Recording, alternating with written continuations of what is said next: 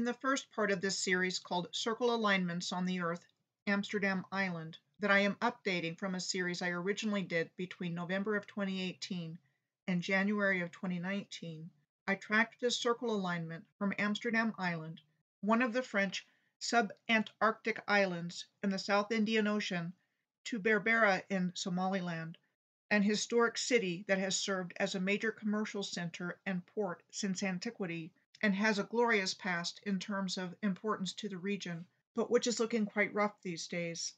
In the second part of this series, I picked up the alignment in the Gulf of Aden on the way into Yemen from Berbera and explored this region of the earth around the Gulf of Aden that is prominent in human and biblical history, before heading along the alignment through Yemen and through the empty quarter of the southern third of the Arabian Peninsula, the world's largest desert, through the United Arab Emirates, and ended in Dubai, one of the world's global cities. In this third part of the series, I am picking up the alignment where it leaves the United Arab Emirates and crosses over the Strait of Hormuz and its islands to southern Iran between the Persian Gulf and the Gulf of Oman.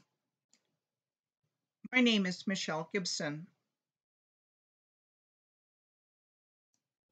The Strait of Hormuz is the only sea passage from the Persian Gulf to the open ocean. The Musandam Peninsula is on the south coast of the Strait of Hormuz, and Iran is on the north coast of it. Additionally, there are numerous islands in the waters surrounding it that I'm going to be looking at in this video. In my journey of coming to awareness regarding this information, I have found that the islands on the Earth's grid lines are extremely interesting. The governance of Musandam Peninsula is shared by the countries of the United Arab Emirates and Oman. The United Arab Emirates govern Ras Al Khaimah and parts of Dibba, and the Musandam government is administered by Oman. Today, the city of Ras Al Khaimah is positioning itself as a haven for wealthy individuals. The location of Ras Al Khaimah is said to have been the site of continuous human habitation for 7,000 years, and that it is one of the few places in the country and world that can say this. There are thriving mangrove swamps lining the coast of Ras Al Khaimah, as well as inside the city. In the last part of this series, we saw mangrove swamps on the coast near Alula, the capital of the Bari region of Somalia's Puntland. Mangroves are a type of tree that grows in brackish water. Mangrove swamps are coastal wetlands characterized by these salt-living trees and shrubs that are typically found in estuaries, where salt water meets fresh water. So estuaries have water that is salty, dirty, and unpleasant, and there are one or more rivers flowing into it, and a connection to the open sea. I have been speculating for a while now from my research that the Earth's estuaries are actually ruined and sunken land that once had the infrastructure of civilization on it. Sites of historical and archaeological interest here include the Shimol Fort, also known as Sheba's Palace, associated with the town wall of the port of Jolfar, and was once the seat of the ruler of Jolfar and associated with the indigenous Shiha people. Another archaeological site of interest in the Ras Al Khaimah area is the Tell of Kush, situated on an important trade route. We saw the kingdom of Kush back across the Arabian Peninsula and Red Sea from here in East Africa, also in the last part of this series, an ancient kingdom of Nubia historically in what is now southern Egypt and northern Sudan. I'm going to leave this here for contemplation. It won't be the last time we see a Kush on this alignment as we go through this series.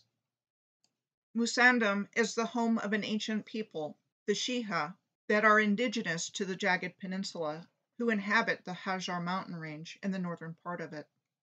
The Shiha are divided into two main sections, the Bani Hadia and the Bani Shatar. Long influential in this region, they have fiercely maintained their identity and independence. Telegraph Island is located in what was named the Elphinstone Inlet for the East India Company's then governor of Bombay, Mount Stuart Elphinstone, and was the location of a telegraph repeater station built by the British there in 1864, only to be abandoned in the mid-1870s, and remains deserted to this day. We are told that the slang term in English, going round the bend, meaning a feeling of exasperation, came from the telegraph workers who were stationed there, with its heat, rocks, and isolated location.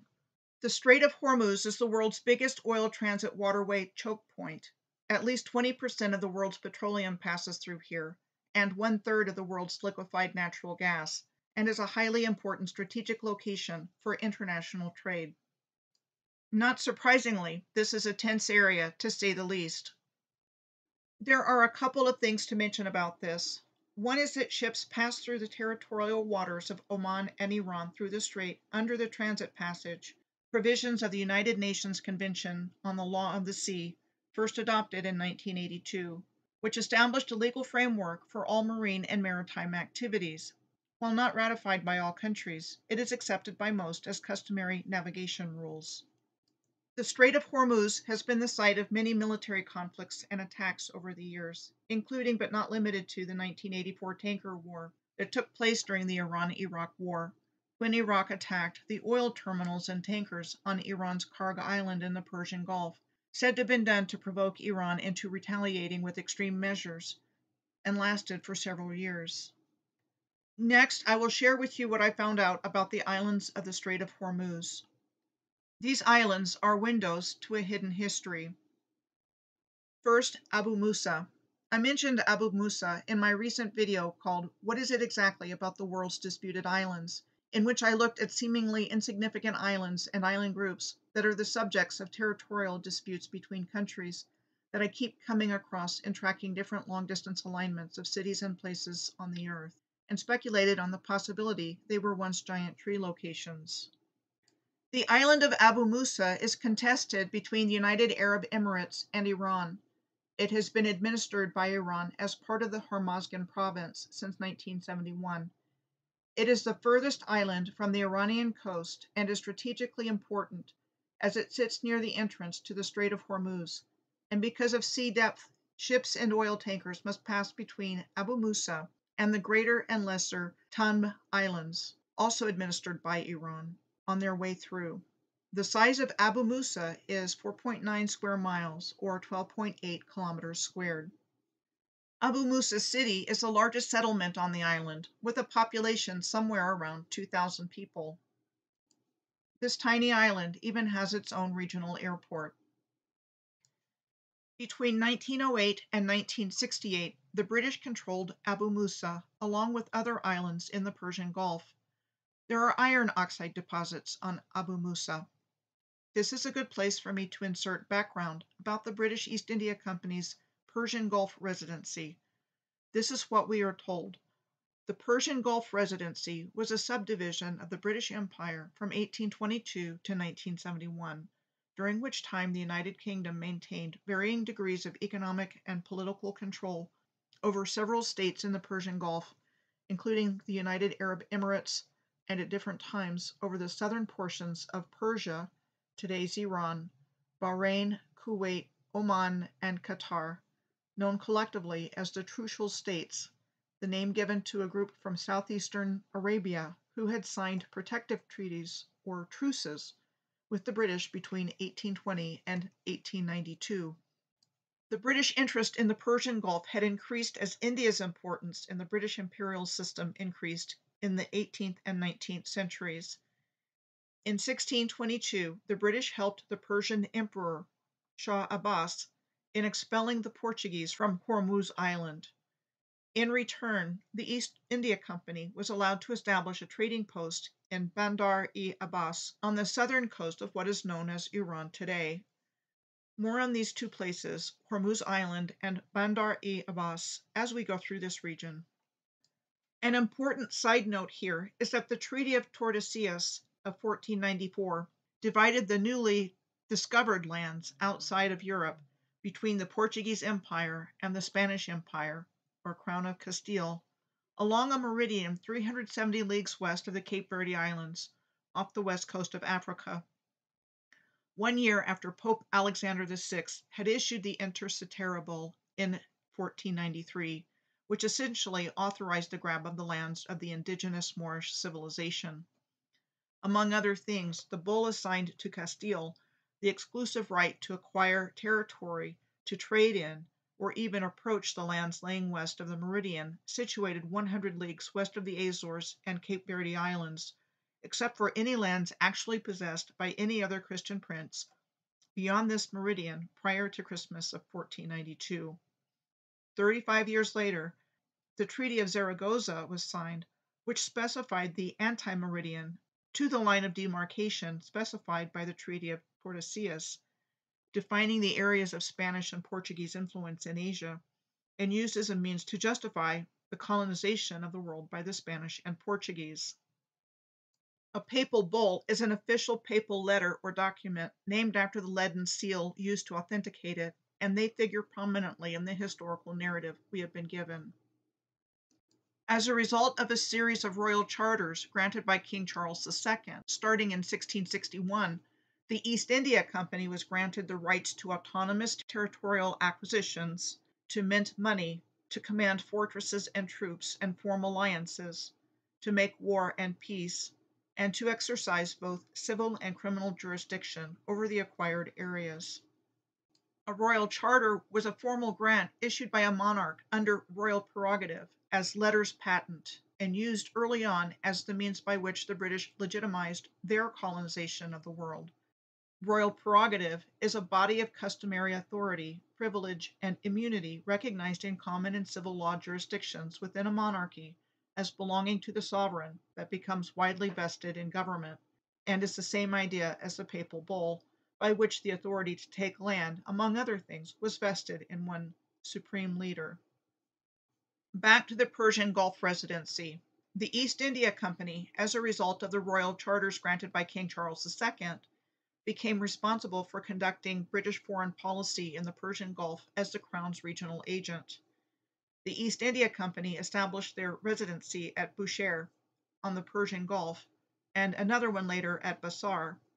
In 1822, the Bushehr and Basra residencies were combined, and Bushehr became the headquarters for the new British resident of the Persian Gulf, of the British Colonial Residency.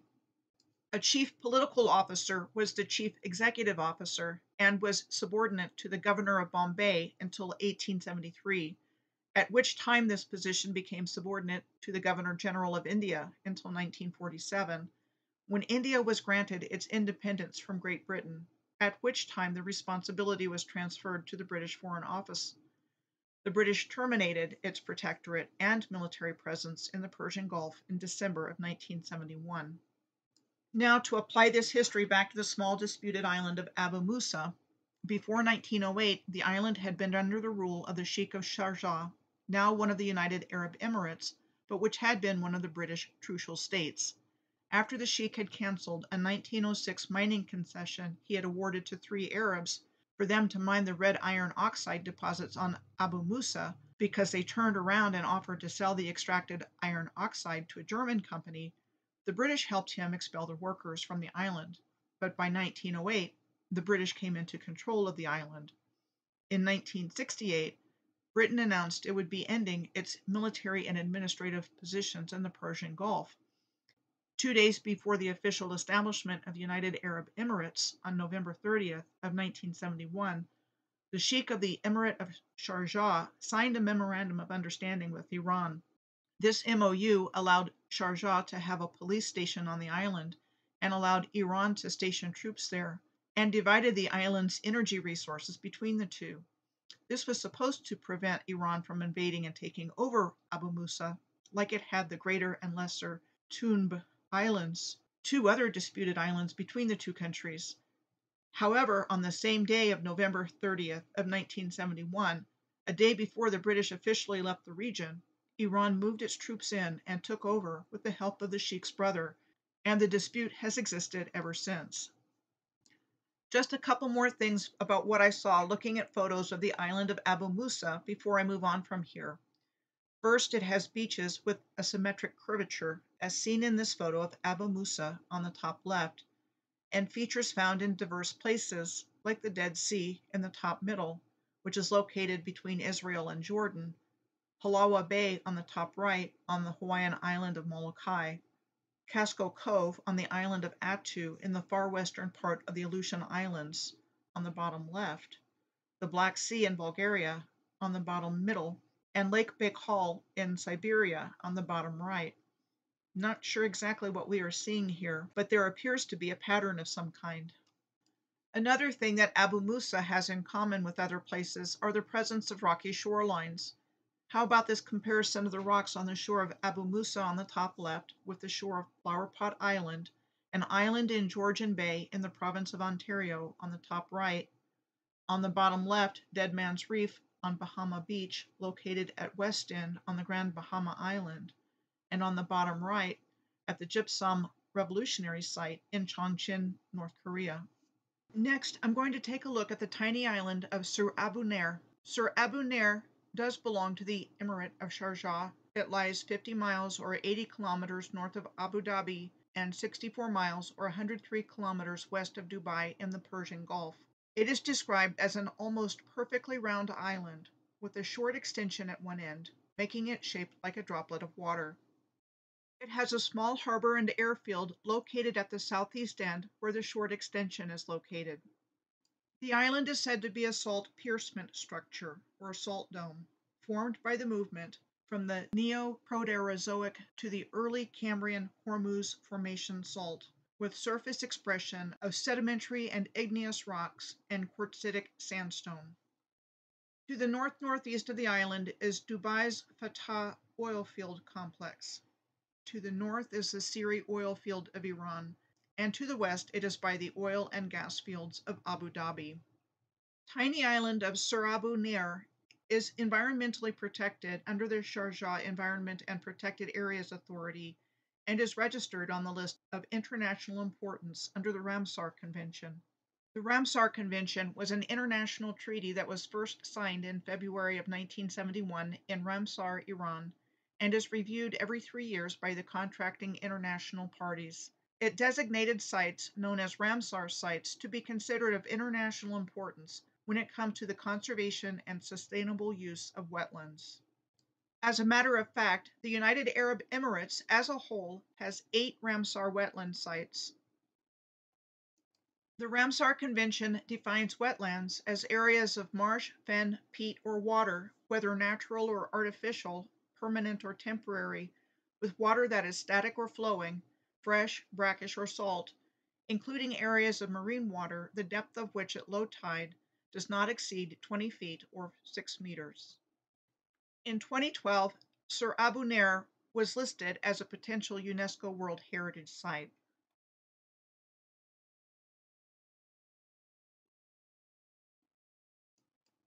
Next, I'm going to turn my attention to Iran's Siri and Faroe Islands. First, Siri. Siri Island is one of 6 islands in the Abu Musa Island group and is located 31 miles or 50 kilometers west of Abu Musa in the Hormozgan province of Iran. It is 3.5 miles or 5.6 kilometers wide and 1.9 miles or 3 kilometers long. Siri Island is the location of an oil platform that was reconstructed after having been destroyed by U.S. naval operations during Operation Praying Mantis in April of 1988. Operation Praying Mantis was a retaliatory attack against Iran because of an American warship that was damaged as a result of Iran mining international waters in the Persian Gulf during the Iran-Iraq War. There are numerous offshore oil fields in the Siri district. I saw where Siri Island has a lighthouse called the Jazira-Ye Siri Lighthouse, but I was unable to find a picture of it. When I was looking for a picture of it, however, I found a reference to a present or past history of lighthouses on these islands we are looking at here. I'm not saying the following without having done a great deal of research on places with lighthouses and similar terrain and water features all over the earth, based on what I am seeing and finding. I don't think the original purpose of lighthouses is what we are told. I think lighthouses were quite literally referring to a house for light, for the purposes of precisely distributing the energy generated by this gigantic integrated system that existed all over the earth, that was in perfect alignment with everything on earth and in heaven. Even the colossal Statue of Liberty was a lighthouse in Upper New York Bay, and utilized as such from November 1st of 1886 until March 1st of 1902 in our historical record. They ended up becoming utilized as navigational aids, but I think that was because the land sheared off and sank right beside where they were located, creating the hidden conditions in the waters that the lighthouses became needed for. I believe there was a worldwide subsidence of land masses, and the simultaneous creation of estuaries, marshes, swamps, deserts, and dunes that happened relatively recently in our history as the result of a deliberately caused cataclysm in a targeting of the Earth's grid system by the self-styled global elite class behind the New World Order, with ambitions of world domination and control driving their agenda, and that they have occulted the timeline we are currently living on. Next, Fa'or Island is close to Siri Island and is located 36 miles or 58 kilometers from Abu Musa. Currently uninhabited with the exception of some government officials that live there, it is said to have the remains of ruined buildings and water wells, and a lighthouse, though like the one on neighboring Siri Island, there's no photo of it. The Fa'or Island region is one of the richest wildlife regions in the country, and having things like a substantial bird population. And there is a subspecies of Arabian gazelle on Fa'or that is considered a relict population that survived in isolation after having been split off from other Arabian gazelle populations. Now I'm going to turn my attention to the large island of Keshem in the Strait of Hormuz. It is the largest island in Iran and one of the largest islands in the world. An important trading center at one time, it is situated just a short distance off the coast of Iran. The narrow Clarence or Quran Strait separates Keshem from the mainland. The Clarence Strait is the home to the most extensive location of mangrove trees in the Persian Gulf, the Hara Forest, and has been a protected Ramsar site since 1975. It is dominated by the species of Hara mangrove known as white or gray, and is found, like other mangrove trees, in the intertidal zones of estuaries, places where salt water meets fresh water, where the water is dirty, salty, and unpleasant, where there are one or more rivers flowing into it, and where there is a connection to the open sea. The Hara forest is comprised of floating mangrove trees and has many channels running through it.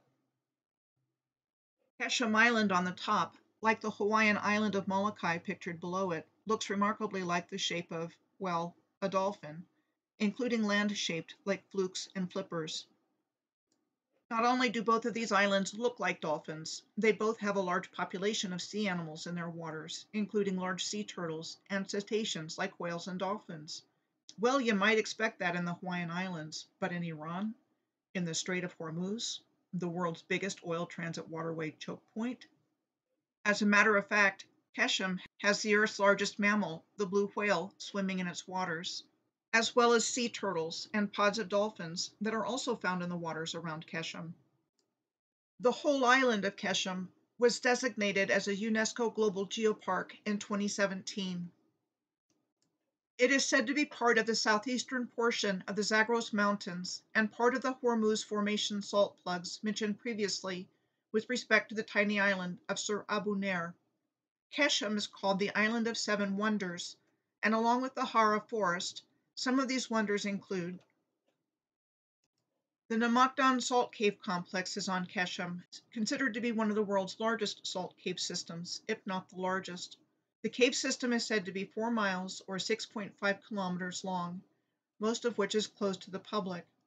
This location is said to be therapeutic for treating asthma and other respiratory ailments. Another wonder on Keshem is the Valley of the Stars, or Stars Valley, called one of the most amazing natural sights in the world. But is it natural, or could that possibly be melted ancient masonry? This view of the Valley of the Stars on Keshem Island on the top left has a similar appearance to what's found at Bryce Canyon National Park in Utah on the bottom left, and to the Red Rock State Park in California on the right. Another of the wonders on Keshem is found at Chaku Canyon. Here we find what is described as the intersection of two vertical canyons. The color of the water in this view of Chaku Canyon, located on Keshem Island on the left, reminded me of the Emerald Pool at Guadalupe Canyon in Baja California, Mexico, on the right, a place that I found tracking a different long-distance alignment.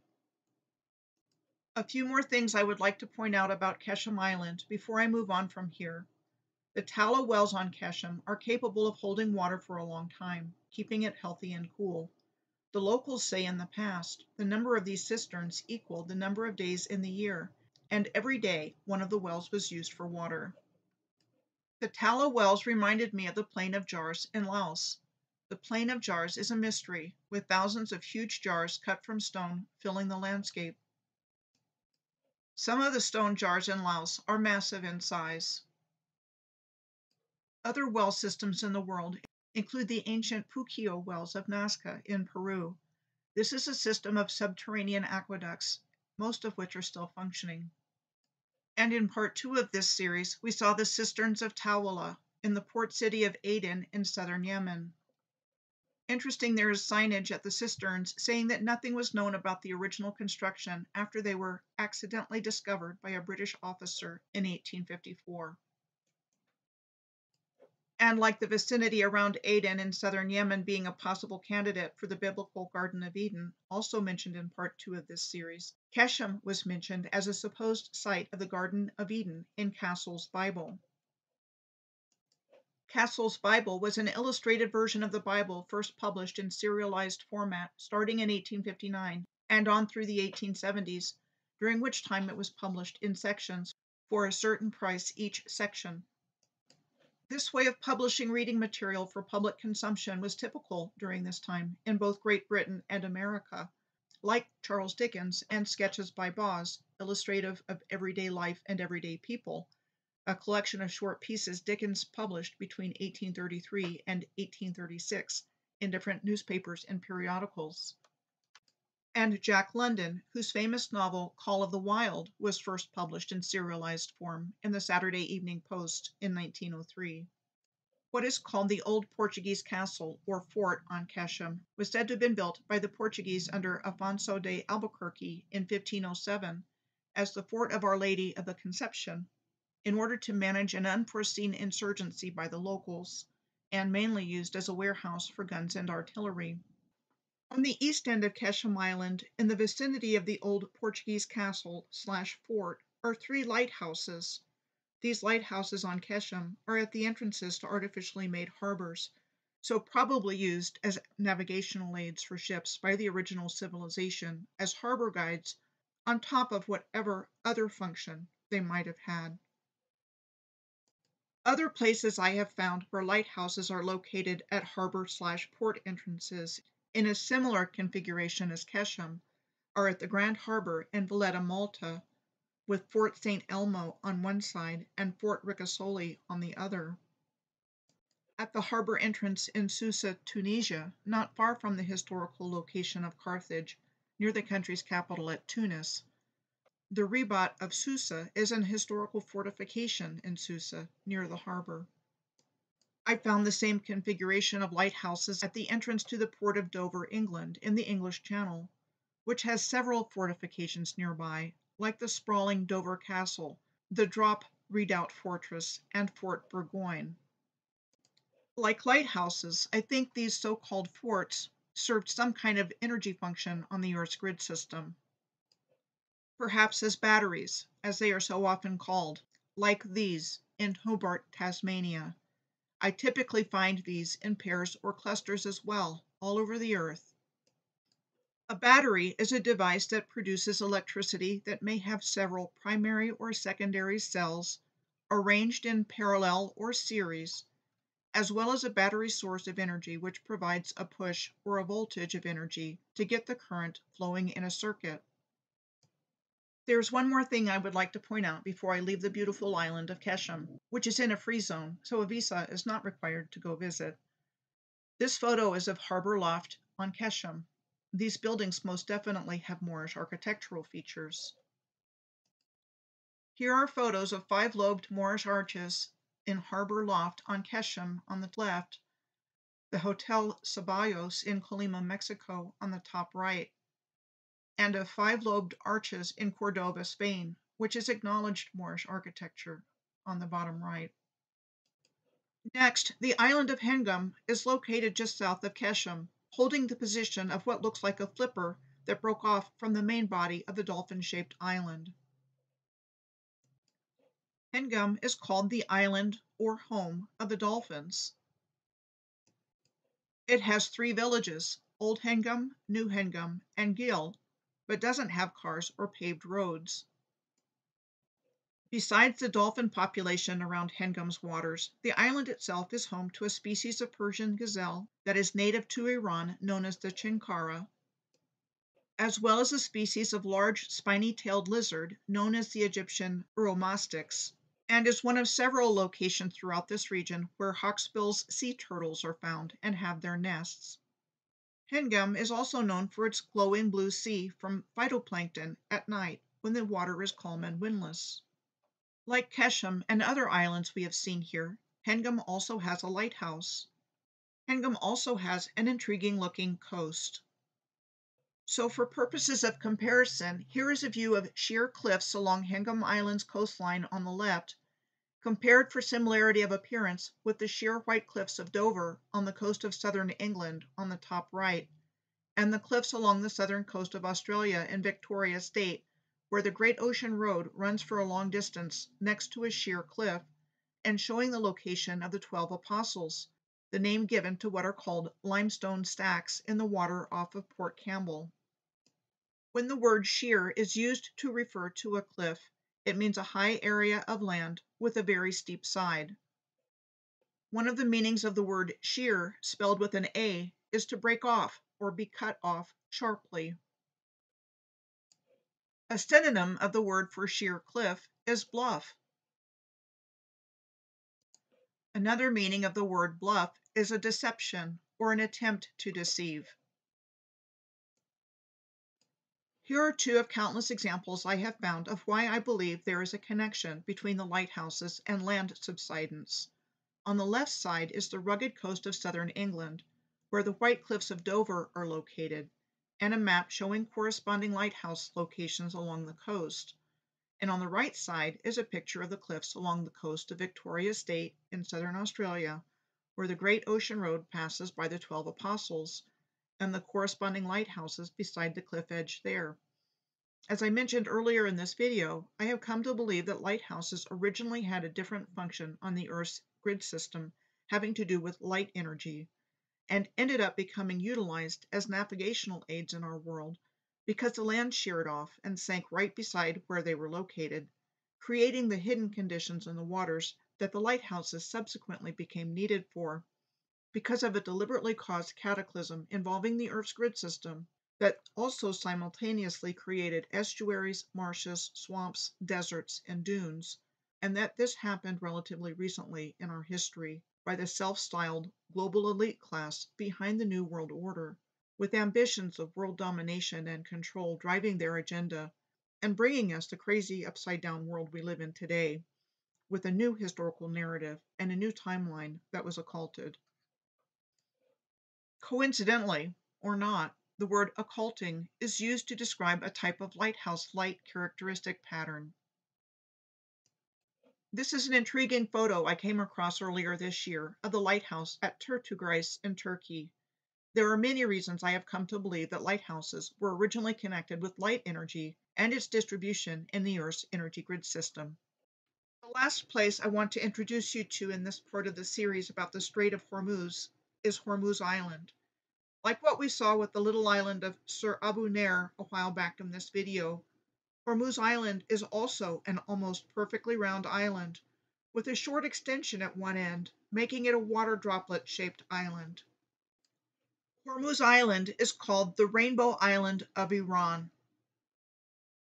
It is interesting to note that other places in the world that have rainbow colors similar to Hormuz Island on the top left include Vinicunca, the Rainbow Mountain in the Cusco region of Peru on the right, and the Rainbow Mountain in the Zhangye Danxiu National Park in China on the bottom left. Here are some places to visit on Hormuz Island. What is known as Red Beach is said to get its color from a soil rich in red iron oxide, which is a valuable mineral used not only for industrial purposes, but also in local spices and jams. The Valley of the Statues on Hormuz Island has rock shapes likened to animal forms, and where there are sheer cliffs next to the coast of the island. Like Keshem, Hormuz Island has a mangrove forest and an old Portuguese fort, also said to have been built by the Portuguese Duke Afonso de Albuquerque after he captured the island in 1507, and also known as the Fort of Our Lady of the Conception, and became a part of the Greater Portuguese Empire. This is a good place to revisit the Treaty of Tordesillas of 1494, which divided the newly discovered lands outside Europe between the Portuguese Empire and the Spanish Empire, 1 year after Pope Alexander VI had issued the Intercetera Bull in 1493, which essentially authorized the grab of the lands of the indigenous Moorish civilization. This is what we are told in our historical narrative. First, Duke Afonso de Albuquerque. He has gone down in our history as a great Portuguese general, admiral, and statesman. He was viceroy of Portuguese India from 1509 to 1515. Besides capturing the forts on Keshem and Hormuz in 1507, he led Portuguese forces in the conquest of Goa in 1510 and captured the city of Malacca in the Strait of Malacca in Indonesia in 1511. Among other goals of conquest, he sought to secure the spice trade for the Portuguese Empire, which included control of Malacca and the Spice Islands, Goa in India, Hormuz in the Strait of Hormuz, and the port city of Aden in Yemen on the Gulf of Aden near the Red Sea that we saw in the last part of this series. There is another papal bull to bring up here. It was the one that was issued by Pope Paul III in 1540, by which he established the Jesuit order under the leadership of Ignatius Loyola, a Basque nobleman from the Pyrenees in northern Spain, and Francis Xavier, a Spaniard who became a representative of the Portuguese Empire in Asia, who was a co-founder of the order. The Jesuit order included a special vow of obedience to the Pope in matters of mission, direction, and assignment. No sooner than the Jesuits had been established in 1540, Francis Xavier was on his way to Goa in India from Lisbon in 1541, arriving there in May of 1542 for the stated reason of spreading the message of Jesus. He has a dark legacy there, even though his name came to be revered worldwide. The Inquisition started functioning in Portugal in 1541, and Francis Xavier laid the foundation for the Inquisition to be established in Goa after he arrived there in order to impose the Catholic Church's policies and mass conversion on the population there. He died in China in 1552, and in December of 1553, his body was shipped back to Goa, where he was subsequently placed in a glass container encased by a silver casket in Goa's Basilica of Born Jesus, where his remains are to this day. There are 32 silver plates on every side of the casket, depicting episodes from his life. Francis Xavier was beatified in October of 1619 by Pope Paul V and canonized as a saint by Pope Gregory XV in March of 1622.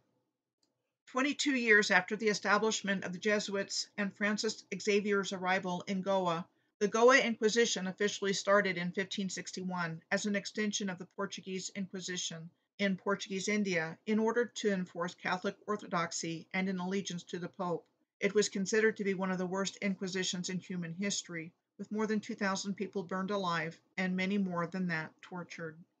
In our historical narrative, the same year of 1622 that Jesuit missionary Francis Xavier was canonized as a saint, the Portuguese lost Hormuz Island to the forces of the British East India Company allied with the Persians, who had successfully recaptured the forts at Hormuz Island and Keshem.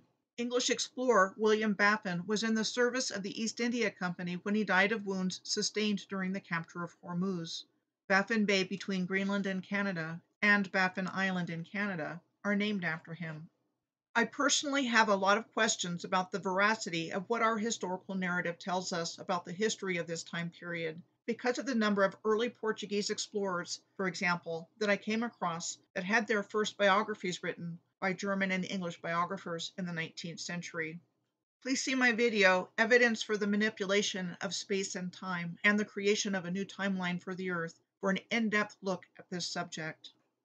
Here's a photo of the vaulted arches of the Portuguese fort on Hormuz on the left, compared with the vaulted arches of the Seville Cathedral in the capital of Moorish Spain in the middle, and on the top right is the Spanish Gothic architecture at Bryn Mawr College in Pennsylvania that was torn down about 15 years ago, with its vaulted ceiling and 5-lobed Moorish arches, and the vaulted archways at Fort Pulaski in Savannah, Georgia on the bottom right, While we are taught all of these architectural similarities were occurring at different times across countries and continents during centuries when, according to what we are also taught in history class, transportation was limited and communication was regional.